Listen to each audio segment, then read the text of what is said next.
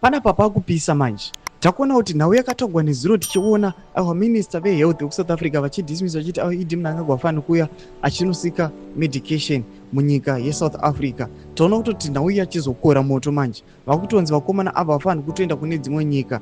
Vanofanira kusika medication munyika mavo. Sambe napinda mashoko anobuda toka pana mundu subscribe like kuti on the bell like. Tipinda paine panyoka pachinzi despite the billions of dollars looted by President Mnangagwa and his associates since coming into power through a military coup supported by Britain, they have failed to build a single maternity theater at the country's biggest hospital, which would cost only $37,000. The one which is working was built by the colonial government and refurbished by Sabc Bank after the bank realized that there was no single working maternity theater at all at that hospital.